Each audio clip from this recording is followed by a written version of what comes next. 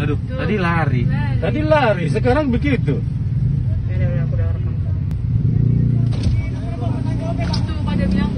Nggak, bohong itu, bohong.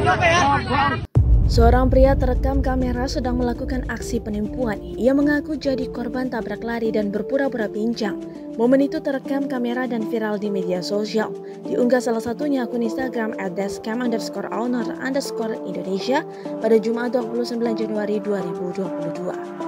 Di video terlihat si perekam mengambil gambar dari dalam mobil yang dikejar oleh pelaku penipuan. Parahnya, pria itu berusaha mengejar sambil berteriak dan menyebut kata maling. Ia menunjuk-nunjuk mobil incarannya dan berani memberhentikan mobil tersebut. Ketika dekat mobil incarannya, ia lalu turun dari motor dengan kaki yang berjalan seperti biasa. Namun saat mencoba memberhentikan mobil tersebut, ia lalu berpura-pura pincang. Orang-orang sekitar pun berdatangan dan si penipu mencari perhatian dengan menyebut mobil tersebut dan pengendaranya adalah maling. Namun dengan tegas si pengendara mobil menyebutkan bahwa pria itu berbohong.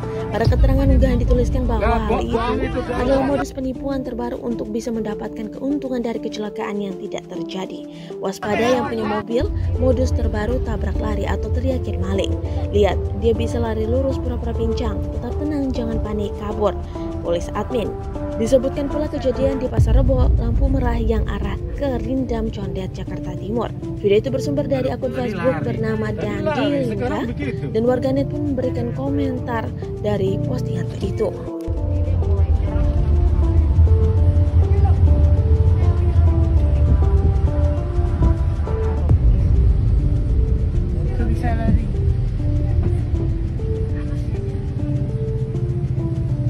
Aduh, tadi lari.